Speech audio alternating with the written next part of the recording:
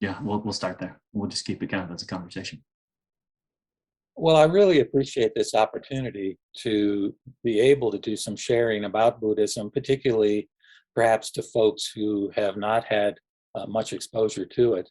And just to share a word about myself is that my training was in clinical psychology, and that was my career path in a number of kinds of contexts, both, community mental health, state hospital, as well as private practice. But I'm grateful to have gotten to a stage of retirement in this life, being age 73 at this time.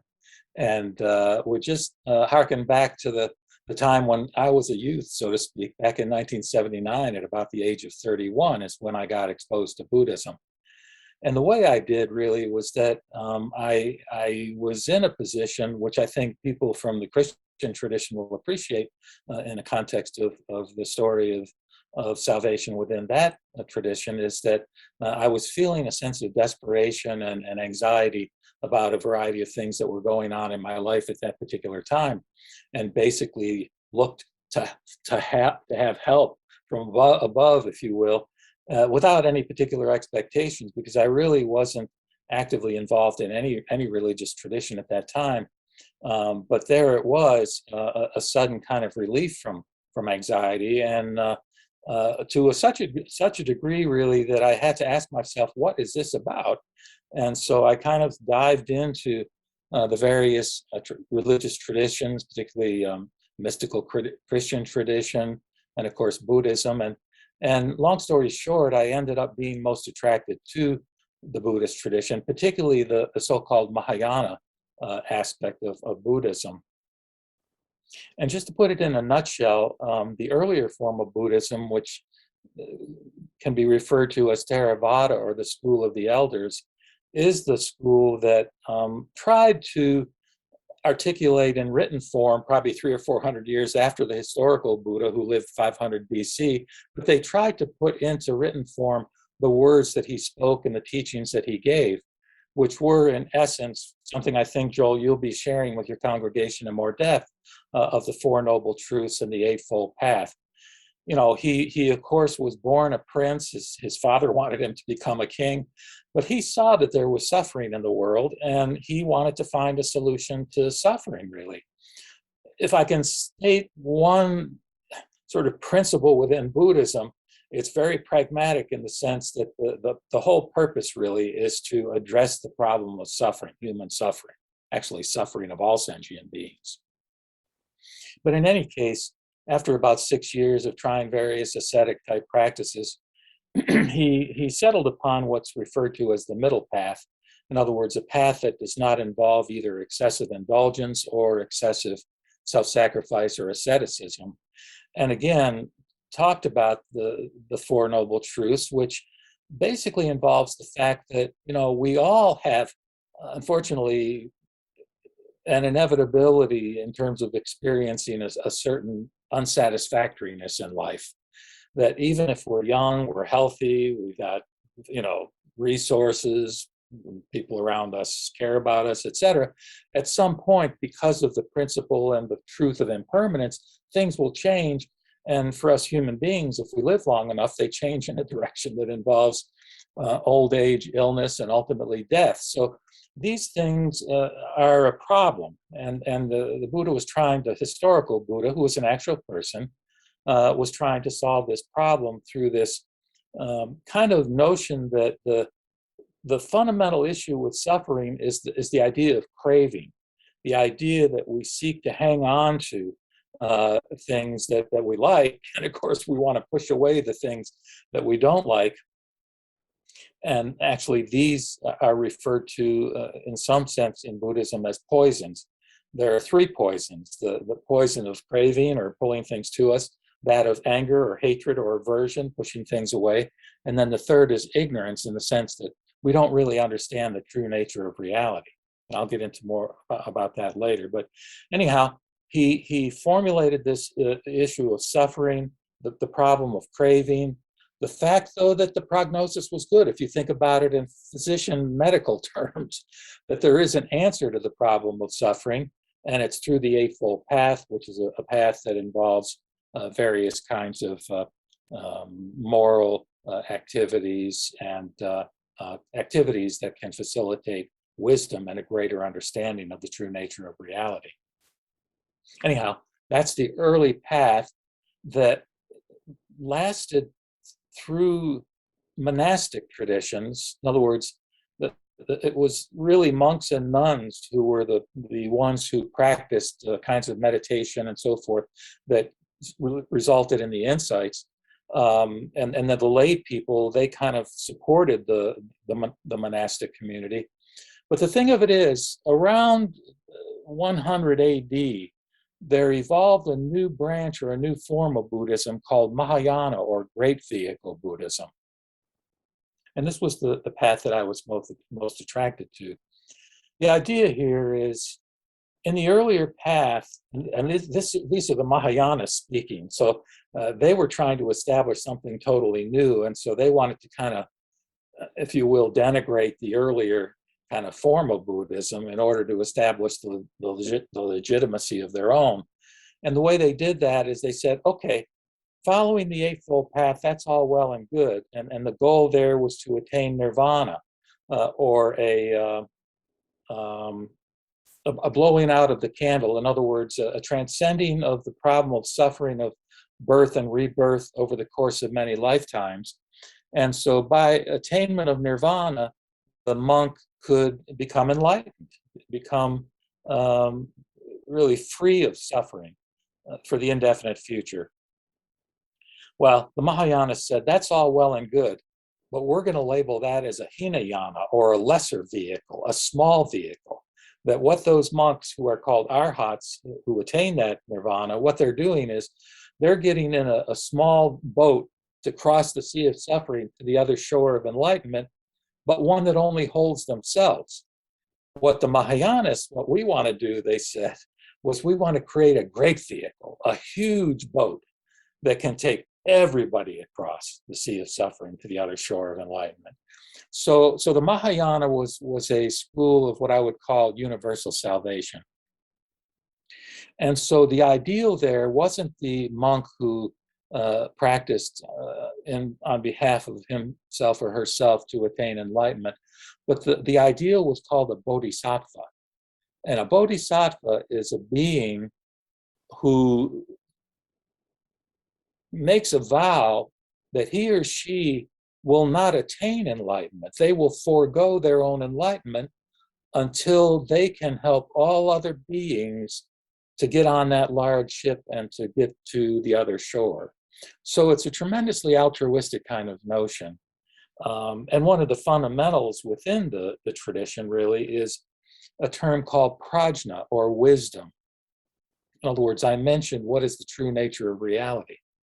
Well, what the Mahayana say is that the true nature of reality can't be described with any words or concepts. The issue here, Joel, was that the nature of our thinking mind is dualistic. In other words, our ability to think as a species is fantastic because what it does is it allows us to solve all kinds of problems and has helped us become the dominant species on the planet. But the thing of it is, the way dualistic thinking works is it breaks reality down into this versus that. And the problem is that the true nature of reality is non-dual. In other words, the way I think of it is that I, in relation to you and all other beings and all other things, that there's what I think of as a mysterious interconnectedness. It's not that we're all one per se, but it's not that we're totally independent and separate from each other either. There is this interconnectedness. And if you think about it this way, what it does with the bodhisattva's perceptions and way of looking at things is, if there's an insight regarding prajna or sunyata, or emptiness, the idea that any given individual is empty of its own totally independent self-existence, if there's this interconnectedness, well, if that wisdom is fathomed, then what leads from that is compassion. Like, in other words, it doesn't make sense for me to achieve enlightenment as for my own self if my true self involves a connection with everybody else. So that kind of compassion is what leads the Bodhisattva to that vow that I referred to.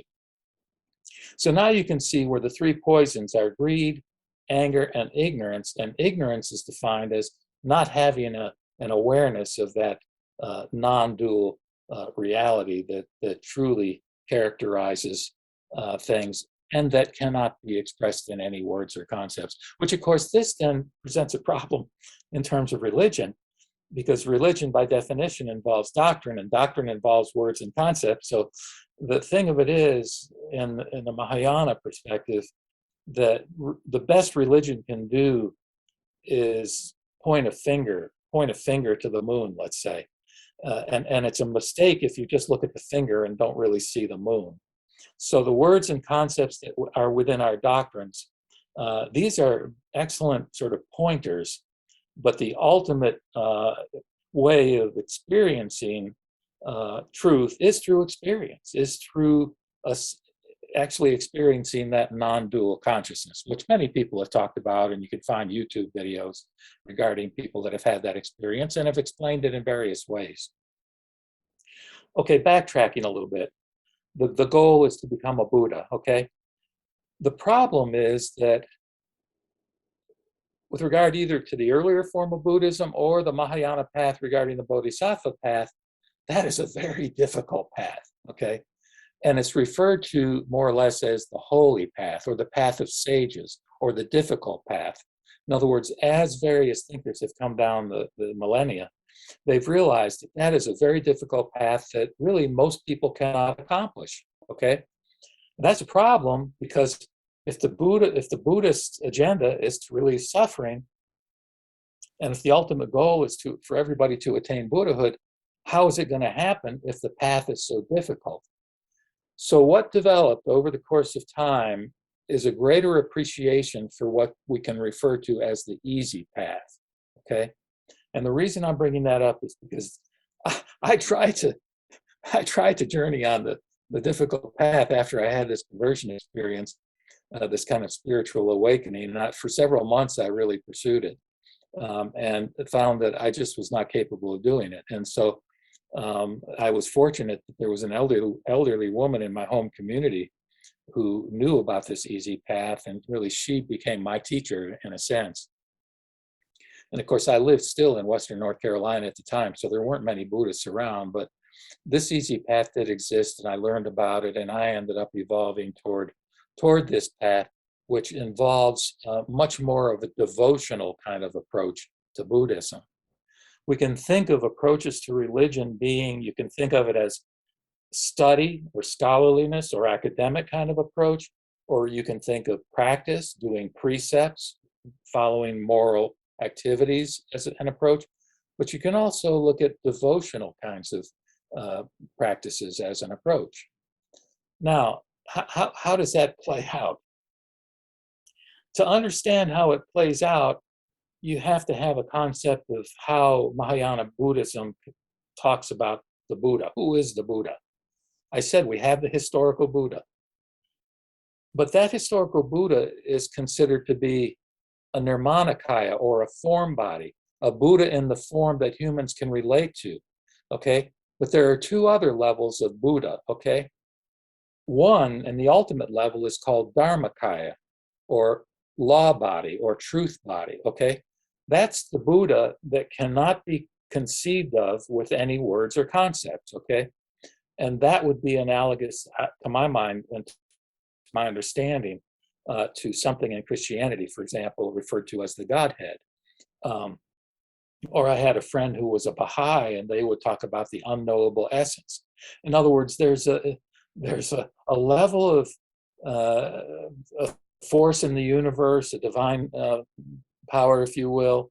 If you want to use the label God, that's fine.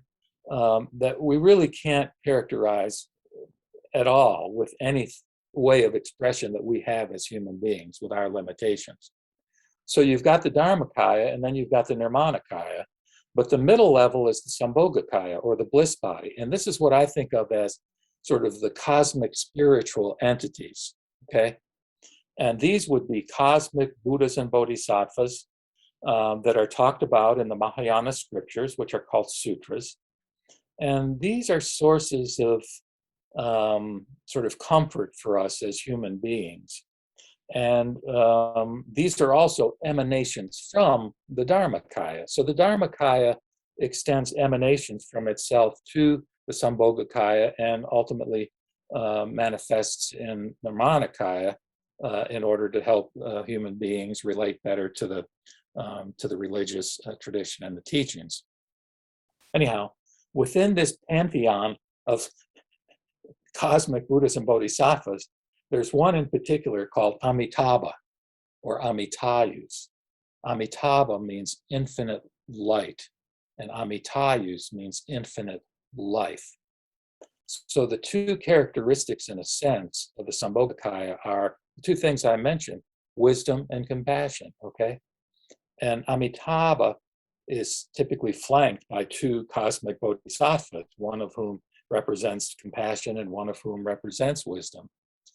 But the whole sort of tradition of the easy path, or what's called the Pure Land tradition, ultimately evolved itself into a form that represents a religion of pure grace.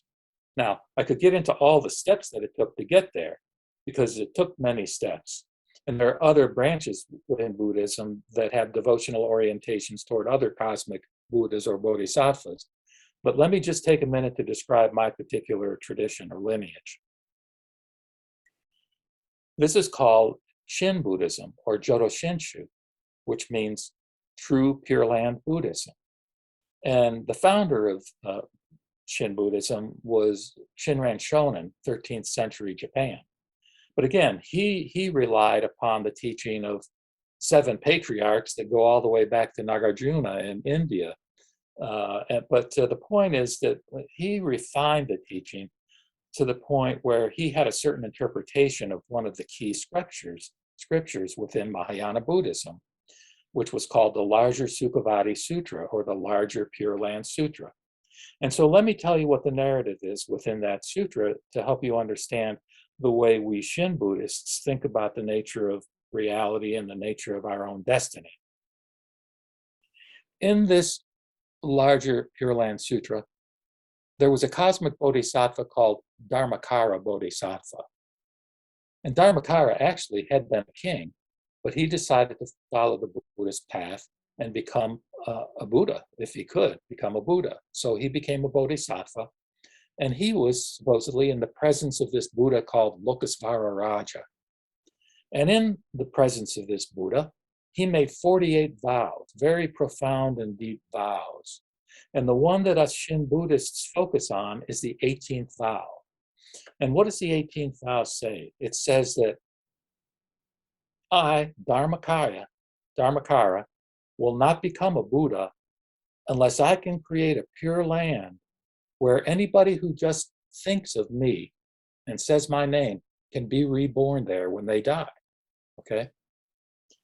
So that's pretty heavy. And then what he did was he exercised himself to perform tremendously altruistic good works for eons of time to build up all this merit, which would serve as the strength and power which he could have to create this pure land. And he also studied all the other Buddha lands in the universe in order to create the very best pure land, the best Buddha land in the entire universe.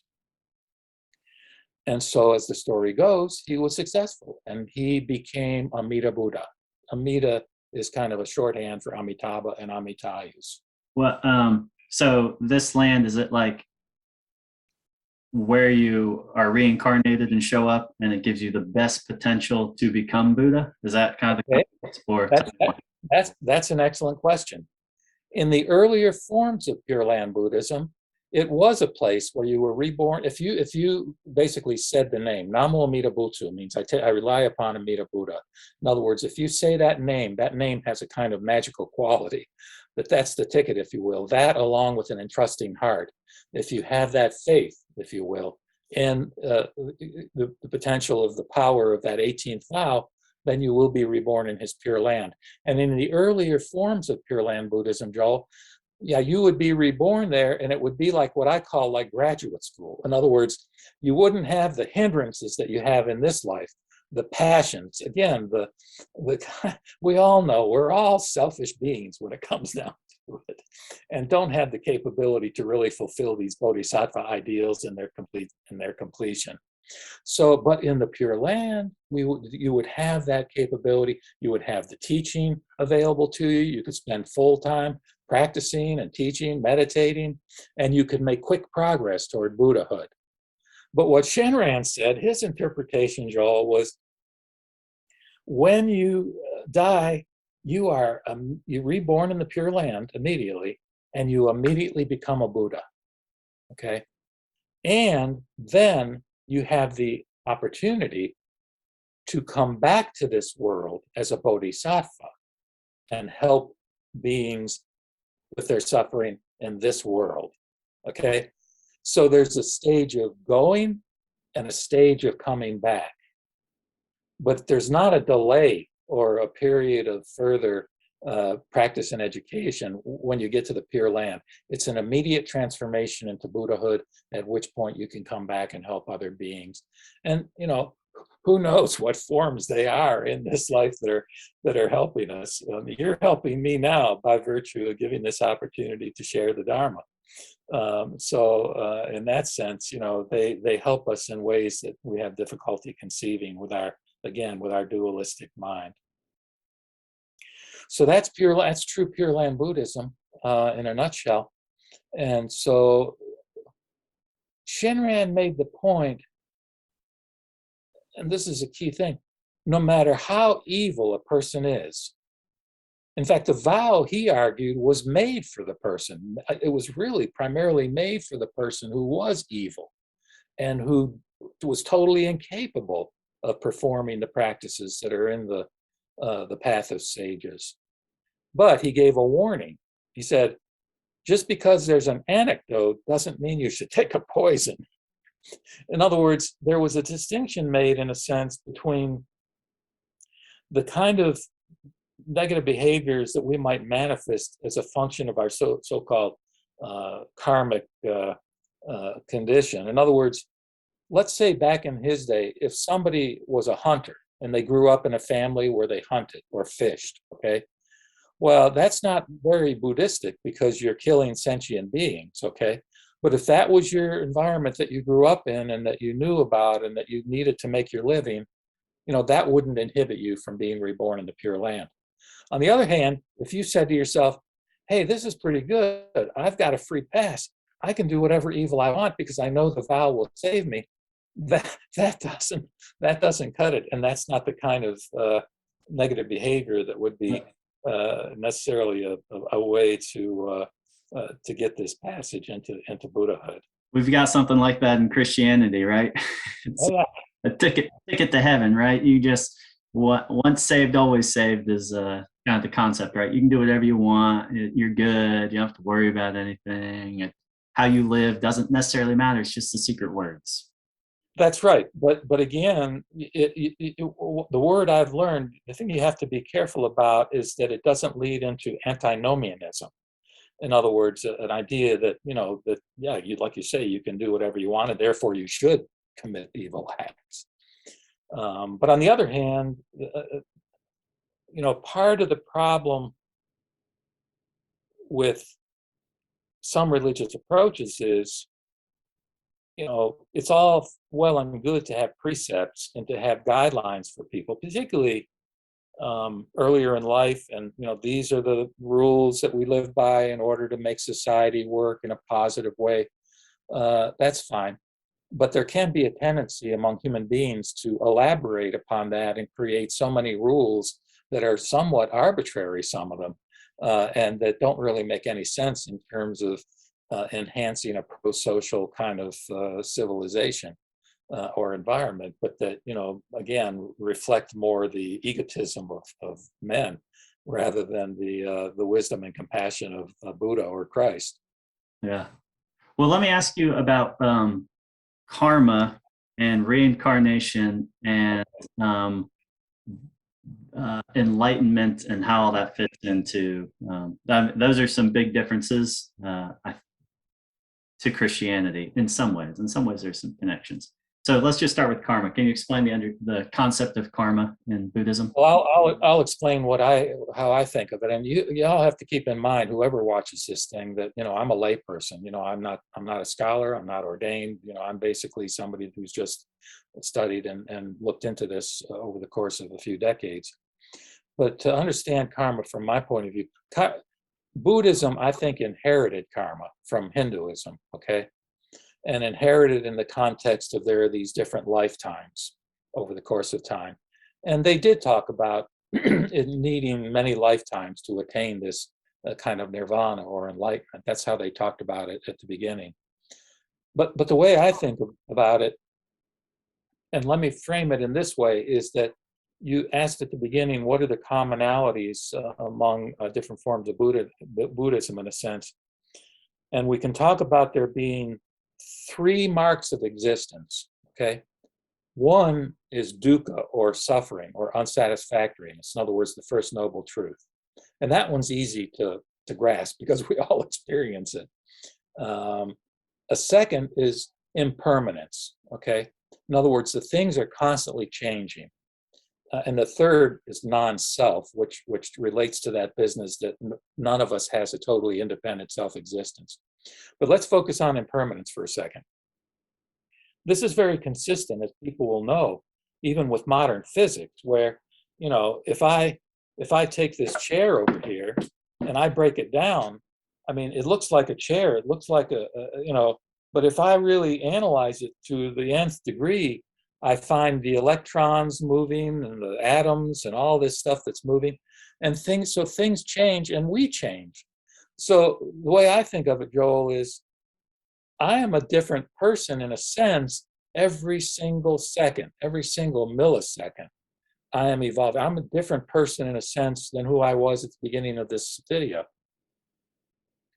And who I am now is a function of where I was in the previous second, in a way, okay? So I think of karma more in terms of a succession of milliseconds over the course of time, rather than in terms of lifetimes over the course of eons. That's just how I think of it, other than in the context of the narrative of Shin Buddhism, where, the idea within Buddhism was that where the suffering comes from is this constant rebirth from lifetime to lifetime. And, they have their own cosmology in terms of 6 different types of existence. Animals, ghosts, hungry ghosts, demons, whatever. And the point is, human is one of the ways that we can be reborn. And that's a very good thing, because as humans, we can learn about Buddhism or Christianity. We can learn the religious teachings. So there was that notion of trying to get out of this cycle of rebirths through enlightenment. But I myself, I don't buy the idea that, well, gee, was I related was I Napoleon in a past life, or was I so-and-so in a past life? That kind of approach to things, I don't find to be very useful or consistent with, the kind of Buddhism that I've been exposed to. Okay, so you don't necessarily practice this concept of after you die, you'll be reincarnated in another form. Other than what I said in terms of the Shin Buddhist narrative, that I'll be reborn as Buddha, and then, or if you want to say reborn, born in the Pure Land, transformed to Buddha, and coming back. That in the larger Buddhist notion of rebirth and karma, that would be the end of my cycle of rebirths. That would be my last birth, would be in the Pure Land of bliss. If that makes any sense. Yeah. But from a practical standpoint, I think it's valuable to be in touch with the notion of impermanence, even as it is a reality within our everyday existence. So, knowing there are various strands of Buddhism that all probably have a distinct belief on right for reincarnation and those kinds of things. In Right. is the general understanding that your karma, whether it's good karma comes from doing good things, bad karma comes from doing bad things, however we want to qualify those, and that you are in the broader spectrum of reincarnation, you're reborn on a particular plane or in a particular form based on your karma? Well, the first part, absolutely. And the phrase that I think of is causes and conditions. In other words, there's no question that, if we perform good acts, that it's more likely that positive results will come from that, and vice versa with negative kinds of behaviors. But the idea of being reborn on different planes, you might have to look into something called esoteric Buddhism, which is referred to as Shingon. And the form that has survived in mostly is in the form of Tibetan Buddhism. And Tibetan Buddhism is very elaborated in its way of thinking about these kinds of things. And I don't have really any knowledge or expertise of the details on that. But if somebody's interested in, rebirth in different planes of existence and chakras and all that kind of stuff, that might be an area where Tibetan Buddhism has something to offer. And that's actually considered to be like a third major branch of Buddhism. You've got the Theravadan, you've got the Mahayana, and then the third is the diamond vehicle, or Vajrayana, or Tibetan Buddhism. And again, I just have not exposed myself much to that. It's very colorful.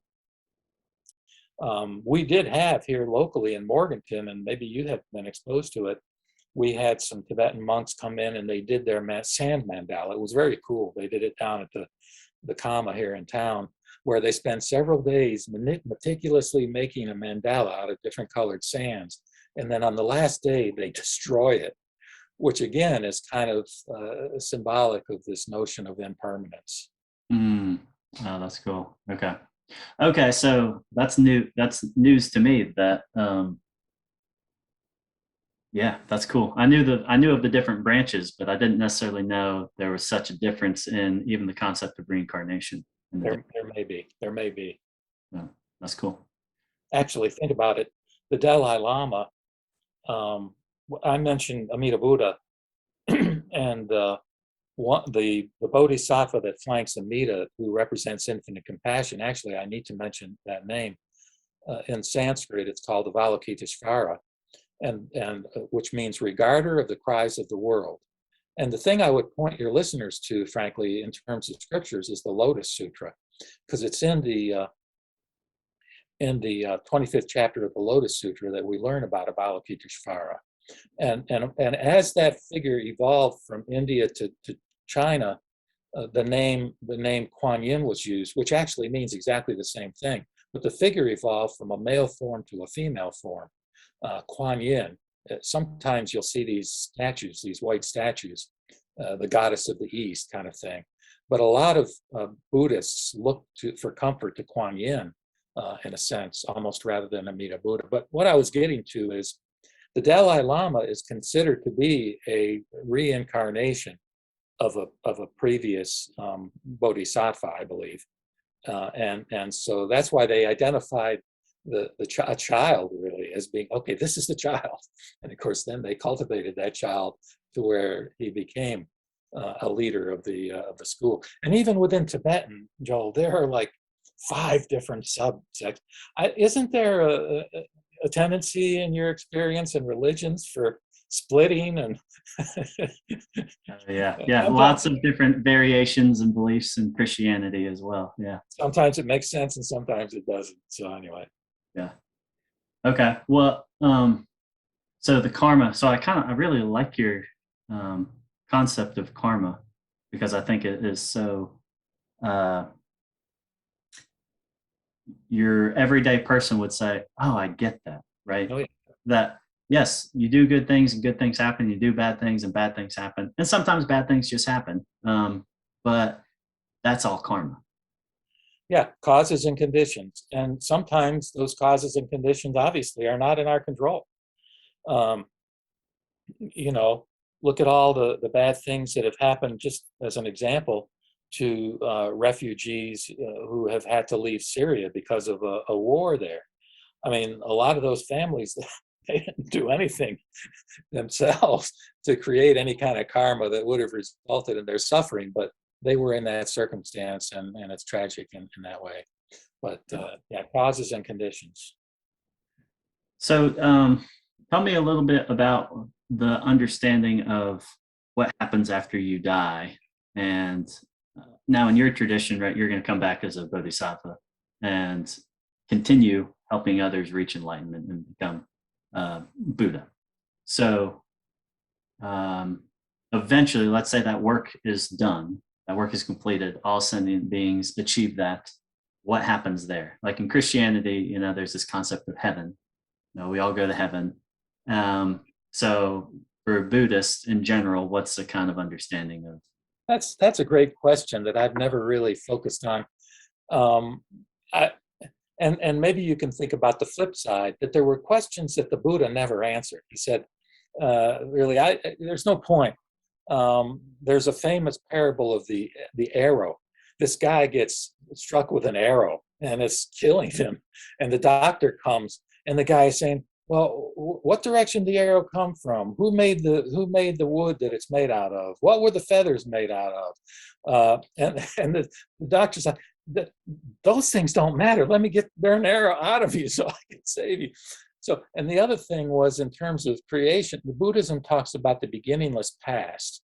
So it doesn't really talk in terms of the creation story in that sense.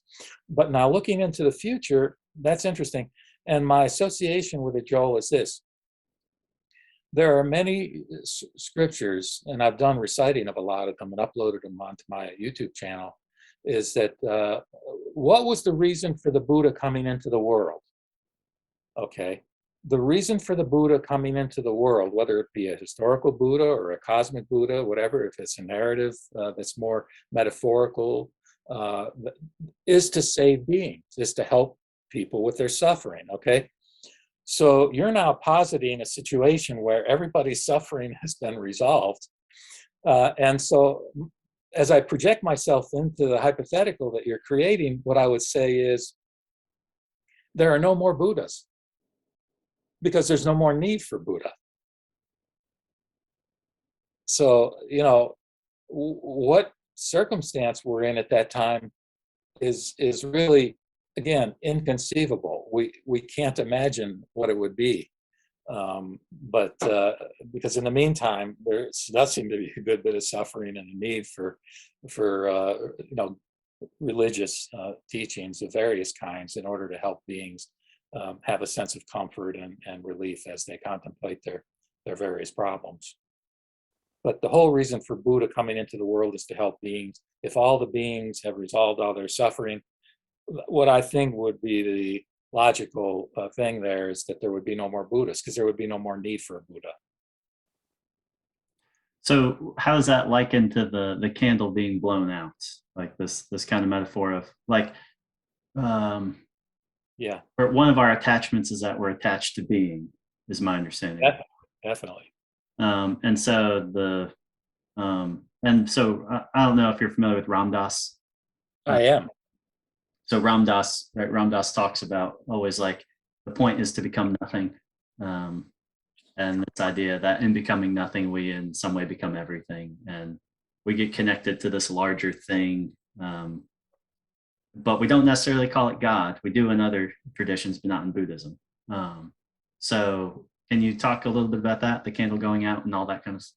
Well, here's where I would go with that. There's a concept in the earlier form of Buddhism that, okay, if the historical Buddha attained enlightenment and therefore he was able to transcend this cycle of suffering of rebirths, when he died, it was called Parinirvana.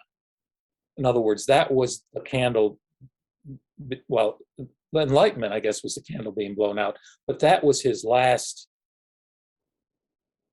form of existence. He, at that point, did not exist anymore. That's what Parinirvana means.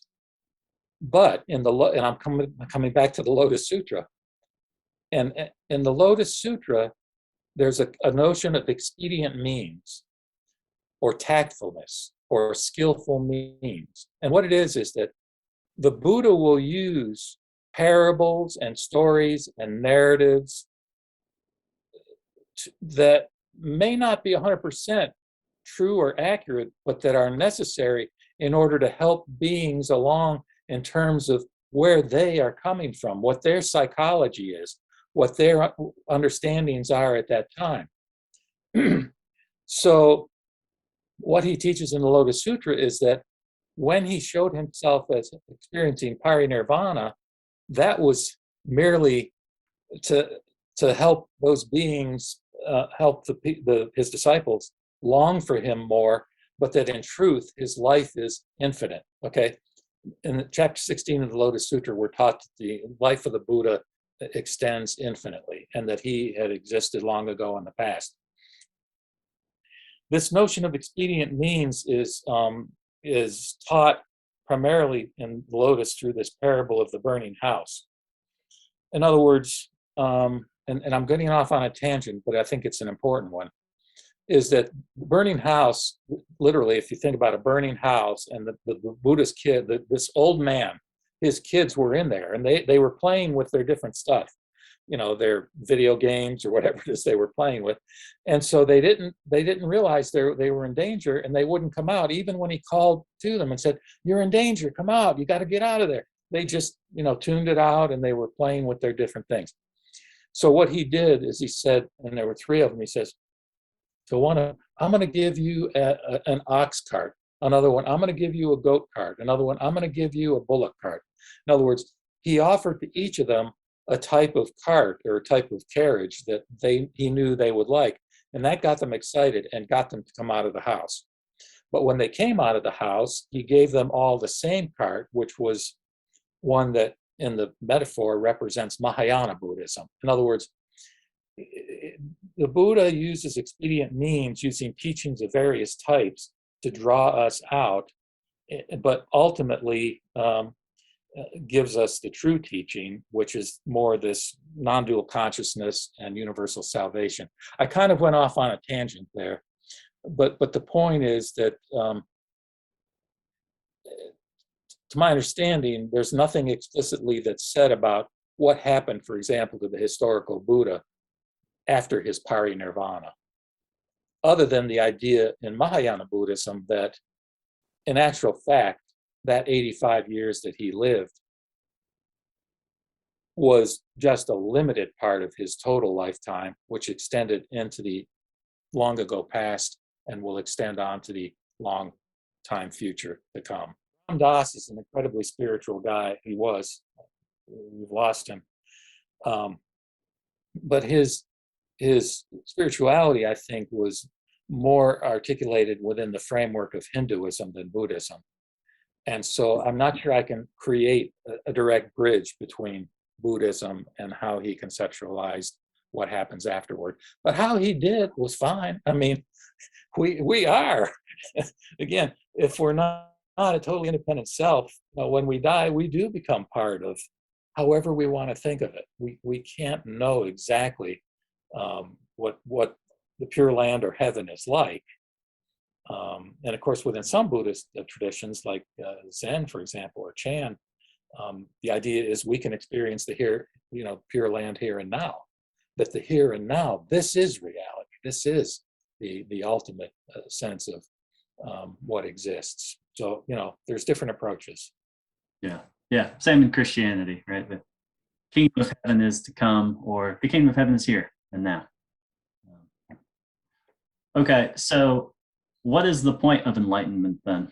Like, if enlightenment, there's enlightenment, but that's not necessarily the end all be all.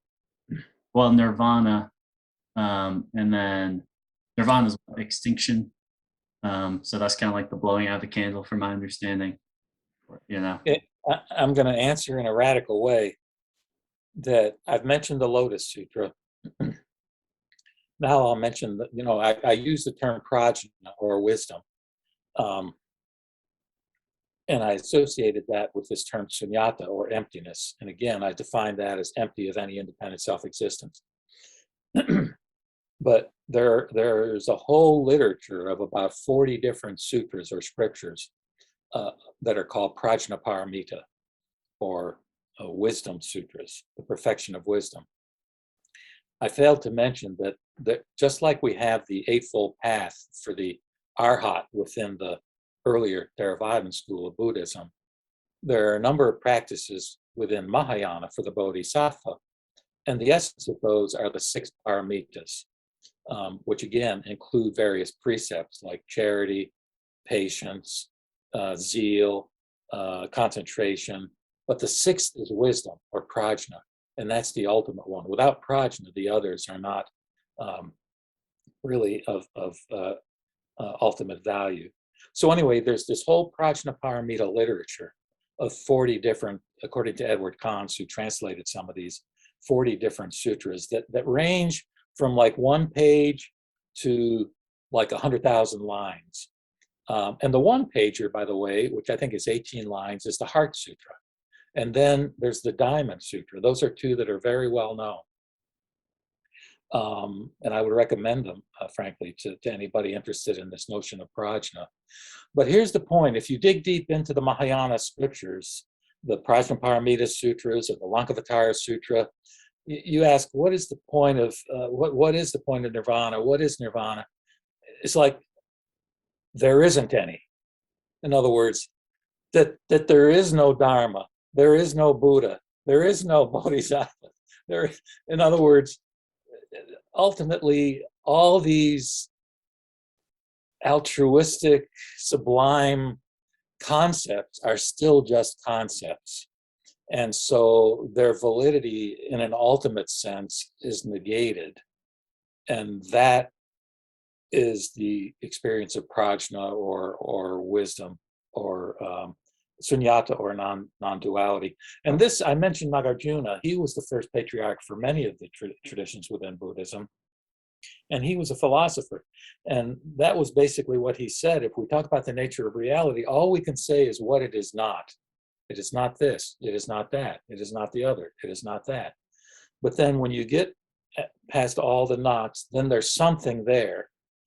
And that's the experience. Now, what is the experience? I guess the experience is enlightenment, but what is enlightenment? If you get too hung up on the notion of enlightenment, then that's not the ultimate truth in a sense. So that sounds kind of crazy, but you know, you actually do see these kinds of things within Buddhist literature. Oh, cool. Okay, so boiling it down to a simple thing, that's not simple, I'm sure. What are you hoping to,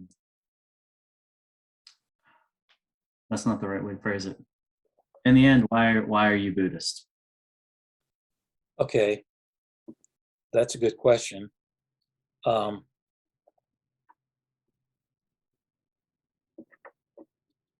Each major religious tradition, I believe, certainly I'll speak to Christianity, although I'm not very knowledgeable about it, but and you yourself can fill in the blanks, but Christianity clearly has a mystical tradition within its tradition. And if you look at people who have written within that tradition, you can name who they are: St. John, Teresa, these different saints. They point to these same truths, okay? But why Buddhism for me is because it's very explicit. There's actually many scriptures that are written that make this point, that words and concepts cannot describe ultimate reality. Okay, that essential truth is one that I think all mystical traditions point to, but that Buddhism, in my opinion, and you know, I'm not saying negative things about any other religious tradition other than, in my opinion, Buddhism does the best job of articulating that. And that is so important, Joel, to me, because if you accept that as a truth, then if anybody okay, what I'm going to point to is the fact that I think there could be a problem with fundamentalism. In other words, if anybody takes a particular set of words or doctrine or book as being so literally true that they believe that and that's true and everybody else is wrong, I have trouble with that, okay? And I think to the extent that it's not appreciated that words and concepts and doctrines are limited in their ability to express ultimate truth, I think it can lead. I think it can lead to problems among human beings. And so, I like the fact that Buddhism makes that explicit, and the fact that it makes it explicit also, in its best forms, helps Buddhism to be more tolerant of other approaches and other religions, other tactful methods or skillful means that are used to help people along a spiritual path. So those are the two main reasons, is that there's a much more explicit appreciation for the fact that concepts are limited in expressing truth. And because of that, there's potentially at least a much greater tolerance of people that have different ways of expressing truth with words and concepts through religious traditions and different schools of Buddhism.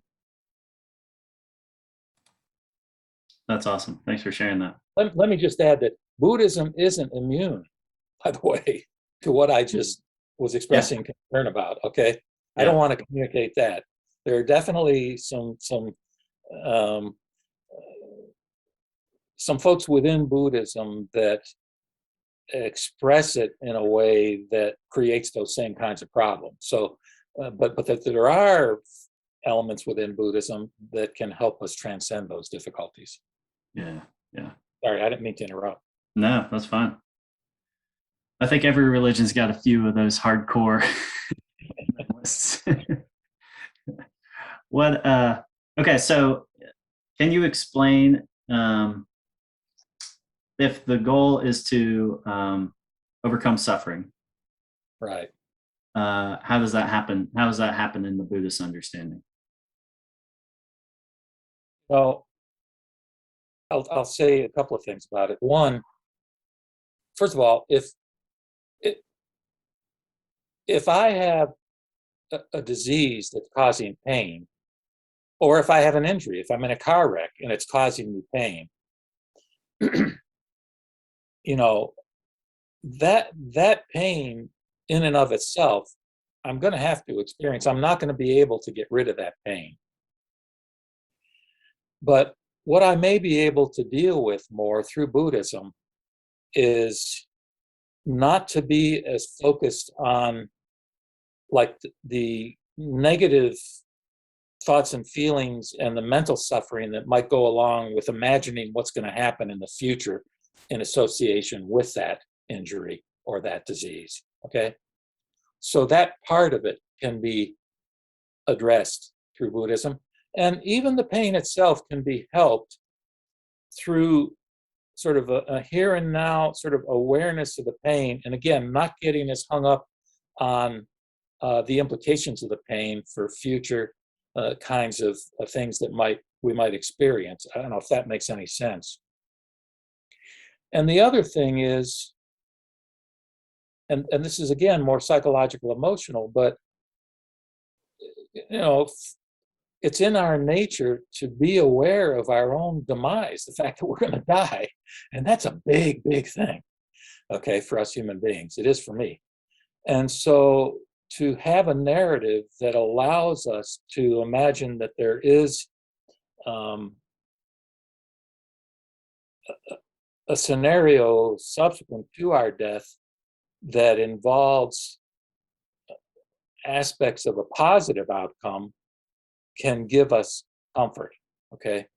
And it can give us comfort in relation to the suffering that we might experience in anticipating our own demise. And the other thing, and I'll state this from a more personal point of view, is that I would characterize myself back in my earlier life as somewhat of a psychoneurotic perfectionist. Okay, so a lot of anxiety, a lot of desire to be perfect or whatever, and nobody's perfect. You can't be perfect. Okay, and so it creates suffering. So what Shin Buddhism does for me in particular is knowing that all I need do is have an entrusting mind with respect to the 18th vow of Dharmakara Bodhisattva, it relieves me of the need to be perfect. And that, for me, is a relief of suffering, okay? So that's kind of another angle. So those are some things. But, within Shin Buddhism, I have to say there's no actual practice, okay? So I don't do any Buddhist practice per se, but I repeat the name Namo Amida Butsu, Namo Amida Butsu, which is the Nembutsu. The name of Amida Buddha is called Namo Amida Butsu, and it's referred to as the Nembutsu. So I'll repeat Namo Amida Butsu. Let's say if I'm going to the dentist and they're about to drill on a tooth, I might repeat that. Namo Amida Butsu, Namo Amida. It's kind of a form of meditation, but really it's not a practice. What it is formally within Shin Buddhism is it's an expression of gratitude for having been embraced by Amida, never to be forsaken. And I do feel that there's a force in the universe that does accept me just as I am, and that as a result, I am embraced and I will never be forsaken by this force that I refer to as Amida Buddha. And that's very comforting. That relieves suffering in me. Now, getting back to the dental example, I make an analogy of meditation, which I think meditation is good stuff. And I meditated at one time during my Buddhist history. And there are different forms of meditation. I like a form that's articulated by a guy named Stephen Levine in a book called Gradual Awakening, for anybody that's listening to this. And that's from the context of the earlier form of Buddhism, the Theravada school. But the point is, I liken meditation to flossing your teeth. In other words, it's good for your mental health. If you can actually sit and focus on your breath for 10 minutes a couple times a day, for example, that is a really good thing to do. But again, if I do that, I don't do it to become enlightened. I do it because, it helps not be as preoccupied with all these thoughts that are constantly going on in my head. Buddha talked about the human beings as we have a monkey mind. We're always thinking, okay? And again, if you look at what we're thinking, a lot of it is thinking about the past and worrying about things we've done, or thinking about things we've done, or things that have happened, or worrying about the future. So what it does is it keeps you from being in the here and now. And so meditating and focusing on the breath, just breathing in, breathing out, breathing in, breathing out, breathing in. And now you can't do that consistently because your thoughts emerge, or sounds, you hear sounds that emerge. So what the instruction is to do is just label it and come back to the breath. So you say hearing, breathing in, breathing out, hearing, or thinking, and then go back in, out, in, out. Just focus on the breath. You focus on the sensation of the breath going in and out of the nose, or your chest going up and down. You focus on one of those two areas, and that's a good thing to do. But within Theravada, they do that to, I'm going to say, and I'll probably get criticism about this, to sharpen their personality, to enhance their personality, if you will. Now in Zen, which is within the Mahayana tradition, they very explicitly do it for no reason whatever other than to be sitting, okay? In fact, I think in the Zazen, in the places where they do this, they actually sit facing the wall.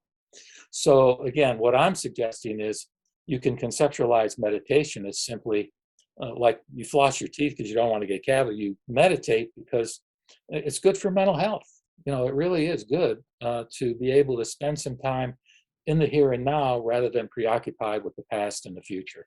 And the way we can do that is by focusing on the breath. But again, it's not necessarily within Shin Buddhism a practice. Oh, that's great. Wow. Okay. You've opened up my world to a whole new, the last person I talked to, the Buddhist monk from Charlotte, she was Theravada. So it's a whole different world. and I have tremendous respect for those folks. And I'm glad that we have them in the world, people who are willing to make that sacrifice. Yeah. I will say, and let you make a judgment in this regard, that I see, and Shin Buddhists don't like necessarily to view there as being parallels between Shin Buddhism and Christianity. Although when the Japanese immigrants came to this country, they formulated a lot of their activities to be sort of mimicking of Christian approaches in order to integrate into the culture. So they called their temples churches, and they have pews, and they have ministers. I actually am a member of the West Los Angeles Buddhist Temple, which is part of the Buddhist Churches of America. But here's my point. I think there are similarities between the Shin Buddhist narrative and the Christian narrative of the sacrifice of Jesus and the forgiveness of sins. But I won't necessarily elaborate that on any greater detail. But I do have some thoughts about that, and I think that it makes sense to me that humans within different cultures in different parts of the world, just as we've come up with different languages, would come up with what I'll call mythopoetic narratives that help give us comfort in the context of our having to face the kind of suffering and anticipation of death that we do as human species. Yeah, I kind of saw some. Wasn't sure if it was appropriate to say or not, but a lot of your trust in remind me of the name of the Buddha, but a lot of your trust in that just knowing that I'm okay just as I am, and I'm already kind of cared for, and all will be well kind of concept. I was like, yeah, I think that's how a lot of Christians feel, right? In their connection with Jesus or with Christ, or like, oh wow, that gives me to know I'm already loved and all's already well and all will be well. I don't have to be anxious about anything. Absolutely. Yeah. So that's a gift. Yeah. Wow. Well, is there anything else you'd like to say, or anything else you'd want some Christians to know about Buddhism or about your specific branch of Buddhism? No. No. I think though that there's great benefit in you exposing folks, and just for people to realize, hopefully through watching this, if they've never been exposed to Buddhism or have limited exposure, that it's not some kind of weird thing. That it's a whole long tradition that has many branches, many schools, many approaches, but that the whole idea is different ones of us need different approaches. And so my wish for everybody is to have happiness and comfort in whatever approach makes sense to them. So thank you for the opportunity. No, yeah, absolutely.